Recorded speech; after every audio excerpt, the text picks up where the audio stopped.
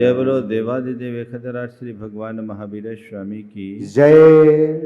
अहिंसा परमो धर्म की जय। परम पूज्य आचार्य गुरुवर श्री विद्यासागर जी महाराज। एक बार एक सवाल मुझसे पूछा गया कि महाराज जी, धन की व्यवस्था केवल मनुष्यों में ही दिखाई पड़ती है, अन्य प्राणियों में क्यों नहीं?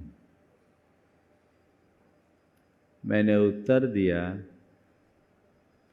कि अन्य प्राणियों में केवल पेट की चिंता है और मनुष्य ने अपने साथ पेटी की भी चिंता जोड़ ली है। पेट भरने के लिए उन्हें पैसों की जरूरत नहीं पड़ती, थोड़े परिश्रम से अपना पेट भर लेते हैं। पर मनुष्य है जो अपने पेट के साथ पेटी भरने की चाह में रात दिन परेशान रहता है। पेटी भरने की जो वृत्ति है वो बहुत भयानक है। पेटी भरना है, ठीक है, उसको भी लोग अलग अलग तरीके से भरते हैं। अपने प्रयासों से पेटी भरना, और कुछ लोग हैं जो जैसे तैसे कैसे भी पेटी भरना, अपनी कमाई से पेटी भरना, और कुछ लोग ऐसे हैं जो दूसरों का धन हर करके अपनी पेटी भरते हैं। संत कहते हैं इस संदर्भ में बहुत समझदारी का परिचय देने की जरूरत है। आज का जो विषय है वह वही है, पर धर्म की लालसा। मनुष्य के मन में लोभ लालच तो होता है, पर लोभ लालच की वृत्ति भी कई स्तर की होती है। एक लोभ या लालच ऐसा है जो मनुष्य अपने धन की अभिवृद्धि में, धन की आसक्ति में पुष्ट करता रहता है, जिसके पीछे पूरे जीवन लगा रहता है। और एक ऐसा लालच जिसके पीछे मनुष्य अपनी सारी मर्यादाएं और सीमा का भी उल्लंघन कर देता है, नाना प्रकार के पापाचरण पर उतारू हो जाता है। वो घोर अनैतिक कर्म करने लगता है। आज यहाँ कहा जा रहा है इस तरह का अनैतिक कर्म करने वाला मनुष्य बर्बाद होगा। कुछ सूत्रों से मैं आज की बात शुरू कर रहा हूँ।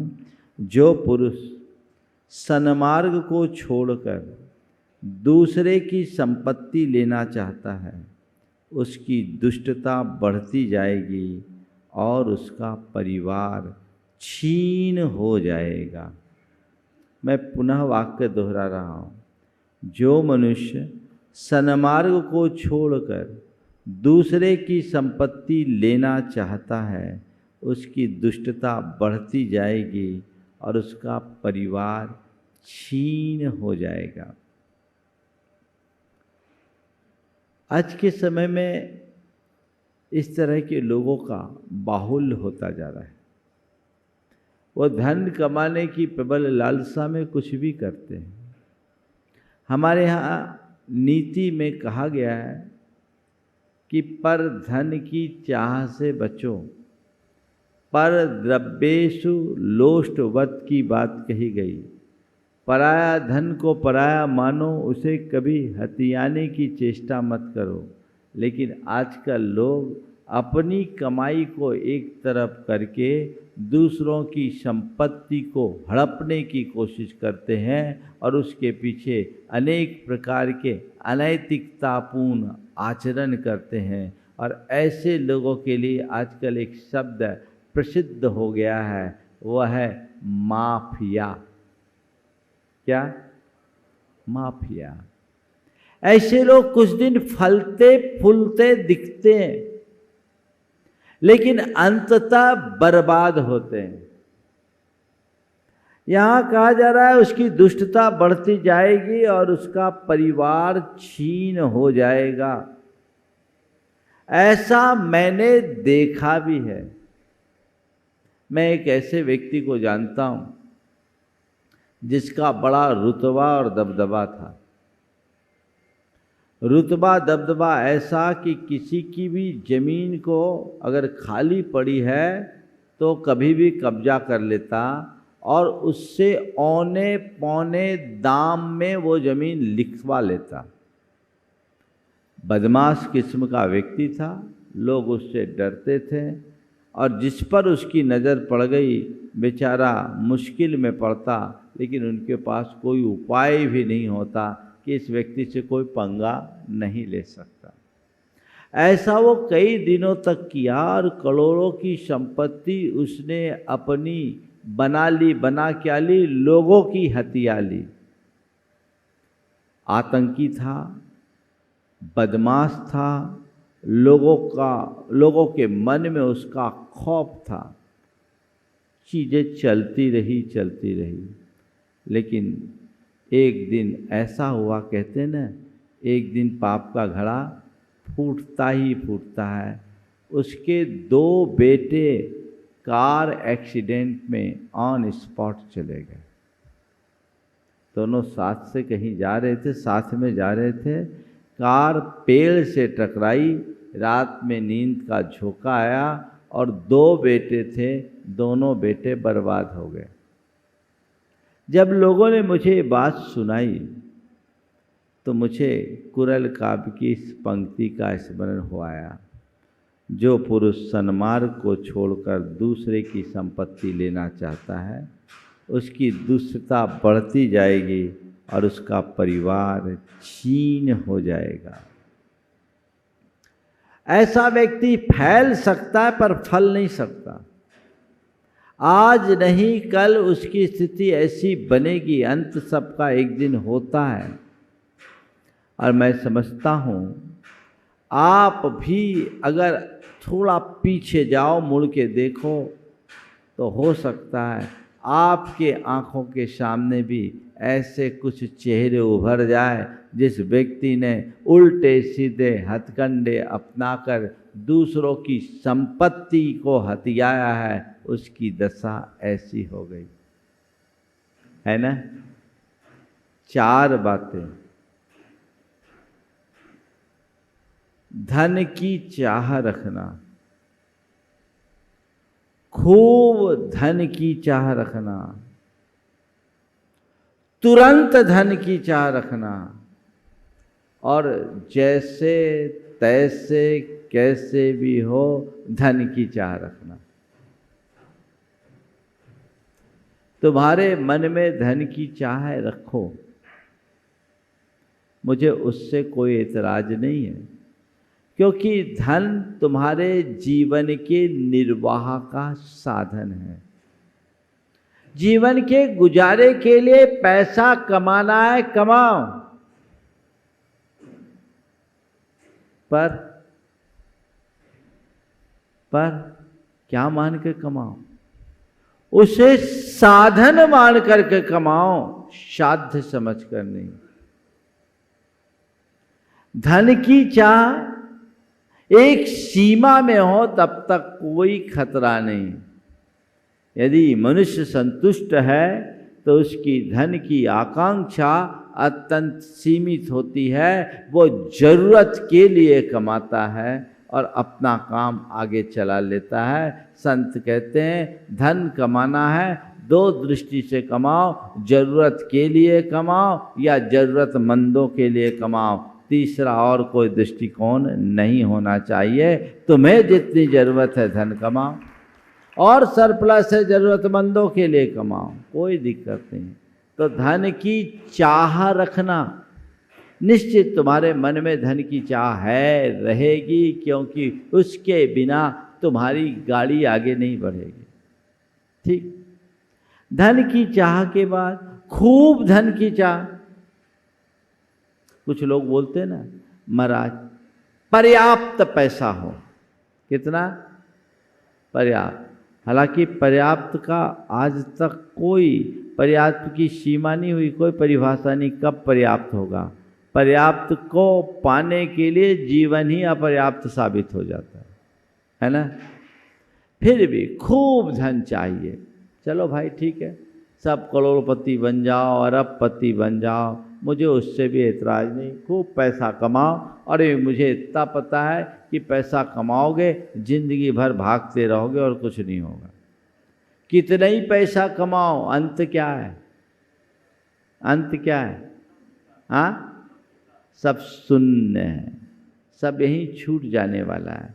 पर कुछ लोग हैं जिनके हृदय में पैसा कमाने की प्रबल लालसा होती है। मैं उसको भी स्वीकार लेता हूँ, पैसा कमाओ, तुम जानो तुम परेशान होगे, तुम्हारी उसमें आकुलता होगी और किसी से कोई प्रयोजन नहीं। पर व्यक्ति पैसा कमाने के लिए अतिरिक्त प्रयत्न करता है, परिश्रम करता है, प्रयास करता है, पुरुषार्थ करता है, वह सब स्वीकार है। तुम्हारे पास जितनी ताकत हो उतना कमाओ, कोई मनाही नहीं है। महाराज अभी तक तो आप लोगों का यही उपदेश सुनते थे कि ज़्यादा पैसा कमाने के चक्कर में मत पड़ो। आज तो आप उल्टी बात कह रहे हैं। हाँ, उल्टी कर रहे हैं, इसलिए कि तुम्हारी सोच सीधी हो जाए। तुम्हें खूब पैसा कमाना, कमाओ, कोई दिक्कत नहीं, जितना तुम्हारे वश में हो उतना कमाओ, ठीक है। फिर पैसा खूब कमाने में संतोष नहीं, तुरंत खूब पैसा कमाओ। क्या? इंस्टेंट, ये ठीक नहीं। आजकल लोग हैं ना, धैर्य नहीं रखते, अभी तुरंत तुरंत तुरंत इधर लिया इधर दिया, पैसा कमाया। संत कहते एक एक करके 1000 सीढ़ी चढ़ो, एक साथ 100 सीढ़ियां चढ़ने की कोशिश कभी मत करो। आप क्या चाहते हो? तुरंत, और तुरंत के चक्कर में सब कुछ स्वाहा होता है। पैसा कमाइए, खूब पैसा कमाइए, पर तुरंत पैसा हो ये भाव मन में मत रखिए, वो धीरे धीरे ही होता है। मैं सबसे कहता हूं, बारिश का पेड़ मत बनना, बरगद का पेड़ बनो। बारिश का पेड़ क्या होता है? 4 महीने में 8 फुट का हो जाता है, देखते ही देखते इतना हरा भरा हो गया, फिर अगले 4 महीने में सूख जाता है, पता ही नहीं लगता। पर बरगद के पेड़ को बढ़ने में 8 वर्ष लग जाते हैं, लेकिन एक बार बढ़ता है तो बढ़ता ही जाता है। नाम ही है उसका बढ़, जो बढ़े सो बढ़, जो बढ़े सो बढ़, बढ़ता जाता है, बढ़ता जाता है, बढ़ता जाता है। बरगद का पेड़ पनपने में वक्त जरूर लगता है, लेकिन सदियों तक छाया प्रदान करता है। बस मैं आपसे इतना ही कहना चाहता हूँ, अगर व्यक्ति सही तरीके से व्यापार व्यवसाय के क्षेत्र में आगे बढ़ता है तो उसकी प्रगति धीमी भले हो, स्थायी होती है। और जो शॉर्टकट अपनाकर गलत रास्ते से धन पैसा जोड़ता है, वो जितनी तेजी से बढ़ता है उतनी तेजी से सिमट भी जाता है, कोई पता नहीं। और चौथी बात जो मैं कह रहा हूँ, पैसा की चाह, खूब पैसे की चाह, तुरंत खूब पैसे की चाह, और चौथा जैसे तैसे कैसे बस पैसे की चाह, ये सबसे भयावह है। तुम पैसा कमाओ, खूब पैसा कमाओ, तुरंत भी अगर कमा सकते हो तो कमा लो, मुझे इन 3 में कोई एतराज नहीं है। पर जैसे तैसे कैसे भी पैसे मत कमाओ, न्याय नीति से पैसा कमाओ। दूसरों की संपत्ति को हर करके पैसा कमाओगे तो वह तुम्हारे जीवन को बर्बाद कर डालेगा, तुम कहीं के नहीं रहोगे। तो हमें इन सब चीज़ों पर अंकुश रखने की जरूरत है, जिससे हमारी लालसा नियंत्रित हो। पैसा मेरा साध्य नहीं है, पैसे से ऊपर मेरा ईमान है। जो मनुष्य धर्म के मर्म को जानता है वो पैसा कमाता है, लेकिन पैसे के पीछे परेशान नहीं होता, गलत रास्ता कभी अंगीकार नहीं करता। आप क्या कर रहे हो अपने को देखने की ज़रूरत है। और ऐसे लोग अगर कहीं इस तरह के अंधे लालच में फंसते हैं तो बर्बाद हो जाते हैं, तन से भी, मन से भी, धन से भी। तो कहते हैं लालच द्वारा एकत्रित किए हुए धन की कामना मत करो, क्योंकि भोगने के समय उसका फल तीखा होता है। लालच के द्वारा एकत्रित किए हुए धन की कामना मत करो, क्योंकि भोगने के समय उसका फल तीखा होता है। मैं एक ऐसे व्यक्ति को जानता हूँ जिन्होंने जीवन भर ब्याज बट्टे का काम किया, सूदखोरी करते थे, दमंग व्यक्ति था, बिना लिखा पढ़ी के लोगों को रुपया दे देता और 10-10% तक का ब्याज लेता। उस आदमी की बड़ी साहूकारी थी, उस गांव का पशु बाजार उनके पैसे से भरता था, जिसको जितनी ज़रूरत उतना देता, और दबदबा ऐसा कि ब्याज समेत लोग रकम लौटाते थे। लेकिन आपको क्या बताऊं, अनीति का फल तो बुरा होता ही है। वो आदमी पैरालिसिस के अटैक से अपंग हुआ और 2 वर्ष तक वेदना झेलते हुए मरा। उसके मरते ही उसकी सारी संपत्ति लोगों ने हड़प ली, क्योंकि लिखा पढ़ी तो थी नहीं। जिसके पास जो रकम सब उनकी हो गई। और उनकी धर्मपत्नी 10 साल तक बिस्तर पर पड़ी रही, गठिया बात की शिकायत ऐसी कि हाथ पांव सीधे नहीं होते, और आखिरी के दिनों में बेडसूल के साथ साथ पैर की हड्डियां टूट गई, गल के तड़प तड़प कर मरी। उनके बेटों ने बताया कि महाराज जी, मेरे पापा को सबसे ज़्यादा प्रेरणा मेरी माँ देती थी और हिसाब किताब भी वही रखती थी। लाखों करोड़ों रुपया जिसने बाजार में दिया और उल्टे सीधे तरीके से व्यापार करके पैसा कमाया, लोगों का खून चूसा और ये कष्ट भोग करके गया। कि बेटे कहते थे, महाराज जी, हमने पापों का फल देख लिया, हम नहीं चाहेंगे कि ऐसा काम कोई करे। बाल बच्चों के लिए उनने इतना पाप कमाया, पर बाल बच्चों के काम में उनका पैसा बिल्कुल नहीं आया। कोई भी काम करो, केवल कमाई मत देखो, कमाई के साथ उसके स्रोत को पहले देखो। स्रोत से आया हुआ पैसा तुम्हें सुखी बनाएगा और गलत स्रोत से आया हुआ पैसा तुम्हें बर्बाद कर डालेगा।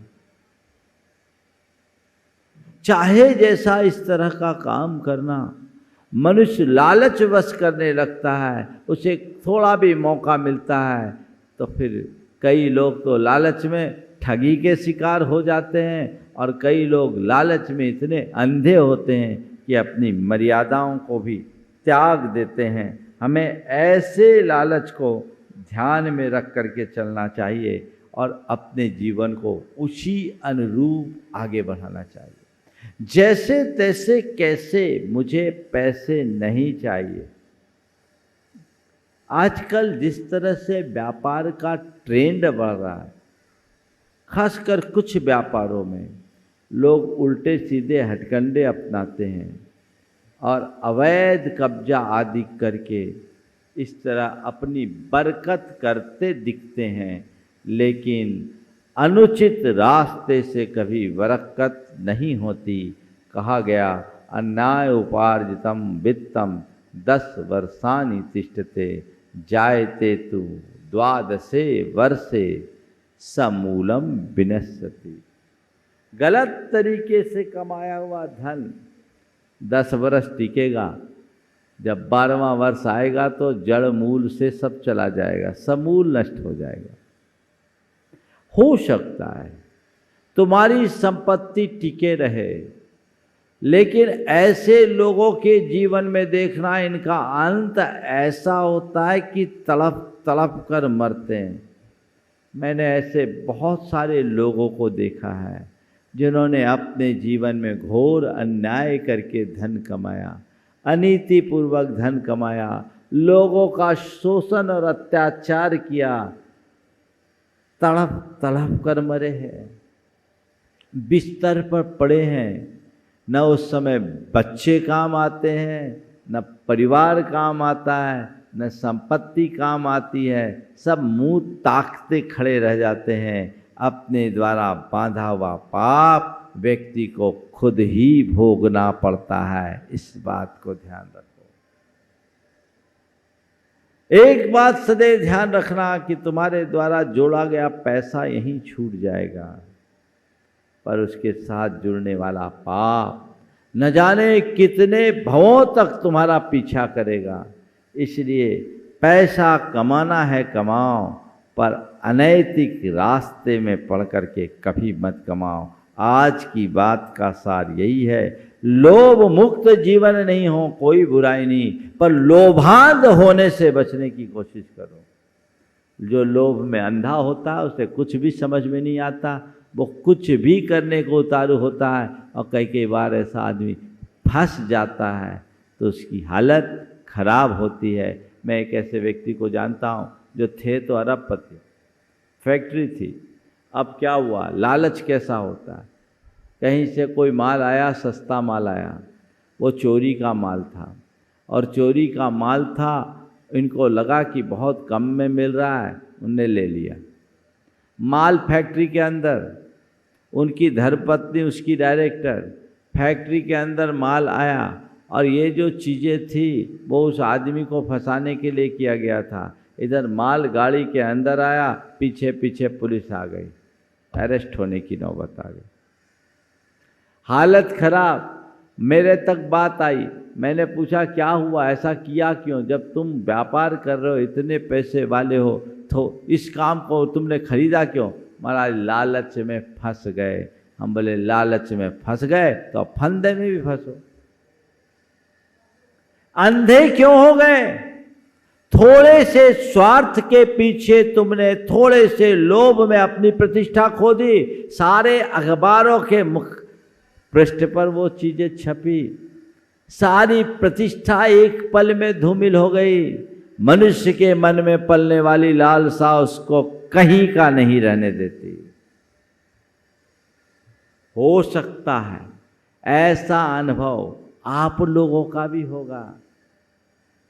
एक गांठ बांध लीजिए कि गलत तरीके से मुझे पैसा नहीं चाहिए, मैं रूखी सूखी रोटी खाकर जीने को तैयार हो जाऊंगा, रहूंगा, लेकिन गलत रास्ते से कमाई हुई घी चुपड़ी रोटी खाना पसंद नहीं करूंगा। ये सोच अपने अंदर विकसित कीजिए। जो धर्मी होते हैं उनके जीवन में ऐसा ही होता है। देखिए क्या बात की, वह बुद्धिमान और समझदार मन किस काम का जो लालच में फंस जाता है और अविचार के कामों के लिए उतारू होता है। क्या समझदारी, सब समझदारी धरी रह जाती है। उस आदमी ने कहा महाराज क्या करे, बुद्धि भ्रष्ट हो गई, बुद्धि भ्रष्ट हो गई। अपनी बुद्धि को जागृत रखिए और इससे बचाए रखने के लिए, अपनी बुद्धि को जागृत रखने के लिए पहली बात अपने दिल दिमाग में रोज दोहराइए, मेरे लिए धन साधन है, साध्य नहीं। मेरा पैसा मेरे जीवन के लिए पैसा है, पैसे के लिए जीवन नहीं। पैसा बहुत कुछ हो सकता है, सब कुछ नहीं। ये बात जिस व्यक्ति के मनोमस्तिष्क में अंकित होती है वो कभी नहीं करते और दूसरों की वस्तु कभी हड़पते नहीं। क्या बात कही है! जिन्होंने अपने पांचों इंद्रियों को वश में कर लिया है और जिनकी दृष्टि विशाल है, वे यह कहकर दूसरे की वस्तुओं की कामना नहीं करते कि ओहो हमें इनकी अपेक्षा नहीं है। अपनी इच्छा को सीमित करो, हमें नहीं चाहिए। मैंने देखा है कई गरीब लोग तृष्णा रहित होते हैं और प्रायः अमीरों की तृष्णा अंतहीन होती। मेरे पास एक सेवक था, माने बिहार चल रहा था, सेवक था। बिहार हुआ, एक जगह हमारा पूरा 24 घंटे का कार्यक्रम था। कुछ लोग आए, आहार देकर अपने गांव पहुंच गए। 3 घंटे बाद उसके पास फोन आया कि मैंने छत पे कपड़े बदले और वहाँ 2 हीरे की चूड़ियाँ भूल गए, अगर आपको मिल जाए तो रख लेना और हमारे पति देव को मत बताना, नहीं तो वो बहुत चिल्लाएंगे। वो गया, ऊपर गया, भाग्य से 3 घंटे बाद वो चूड़ियाँ मिल गई। तुरंत अगले को फ़ोन किया कि आपकी चूड़ियाँ मिल गई। बड़ी मोटी चूड़ियाँ, कीमती चूड़ियाँ थी, मोटे नग की चूड़ियाँ। उसके जान में जाना ही, बोले ठीक है रखे रहो, हम कल आएंगे ले लेंगे। अगले दिन जब वो आई, उसे 5,000 रुपया देने लगे। उन्होंने कहा बहन जी माफ़ कीजिए, मेरा कर्तव्य था, मैंने पूरा किया। आपकी चीज़ आपकी है, मुझे जो मैं काम करता हूँ उसका पैसा मिलता है, पर मैं हराम का पैसा नहीं चाहूँगा। मेरे लिए पैसा प्रमुख नहीं है, मैं गुरु जी की सेवा में अपने जीवन को कृतार्थ कर रहा हूँ। अगर मुझे यही सब महत्वपूर्ण होता तो मैं चूड़ियाँ भी हड़प सकता था, आप मेरा क्या कर लेते। मैं आपसे पूछता हूँ, एक गरीब व्यक्ति का इतना ऊंचा भाव क्या आज के तथाकथित अमीरों में देखने को मिलता है? क्यों नहीं? ये सोचने की बात है।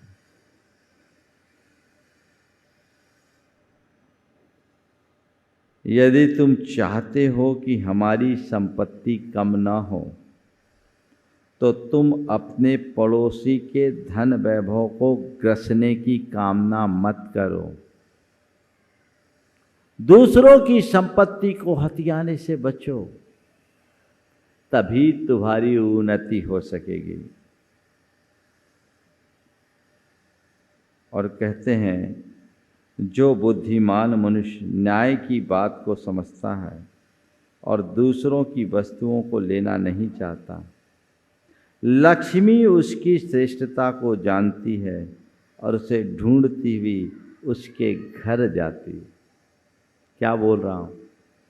जो बुद्धिमान मनुष्य न्याय की बात को समझता है और दूसरों की वस्तुओं को लेना नहीं चाहता, लक्ष्मी उसकी श्रेष्ठता को जानती है और उसे ढूंढती हुई उसके घर जाती है। चाहिए तो अपने जीवन में इस समझदारी को प्रकट करो, न्याय नीति से अपने जीवन को जोड़ो, पैसा कमाओ, पर जैसे तैसे कैसे भी पैसा कमाने की कोशिश मत करो। कभी किसी के अमानत में खयानत मत करो। आजकल तो लोग उल्टा करने लगे, अब बाजार से लोग पैसा लेते हैं और भाग जाते हैं। होता है, हर साल हर शहर में 2-4 ऐसे आदमी होते हैं। वे नहीं समझते कि ऐसा करके वो अपने जीवन का कितना बड़ा नुकसान कर रहे हैं। इन्हें अपने आप को बचा करके चलना चाहिए, तभी आप अपने जीवन को दुख से बचा सकेंगे और दुष्कर्मों से बचा सकेंगे। यदि अंदर की लालसा नियंत्रित होगी तभी जीवन व्यवस्थित होगा। अंदर की आखिरी बात मैं कह करके विराम लूँगा। दूरदर्शिताहीन लालच नाश का कारण होता है। दूरदर्शिताहीन लालच नाश का कारण होता है। पर जो यह कहता है कि मुझे किसी वस्तु की आकांक्षा ही नहीं, उस तृष्णा विजयी की महत्ता सर्व विजयी होती है। लालच में मनुष्य अदूरदर्शी और अधीर हो जाता है और इसी अदूरदर्शिता और अधीरता के चपेट में पड़कर वह अपने जीवन को बर्बाद कर देता है। आज के सूत्र में ये बात ध्यान में रखिए, हम धन कमाएं, खूब धन कमाएं, पर तुरंत धन कमाने की चाह मन में न जगाएं और जैसे तैसे कैसे पैसे को ही अपना साध्य न बनाएं। यदि इन सूत्रों को आप आत्मसात करेंगे, सुनिश्चित तौर पर अपने जीवन को अच्छा बना सकेंगे। समय आप सबका हो गया, यहीं पर विराम। बोलिए परम पूज्य आचार्य गुरुवर श्री विद्यासागर।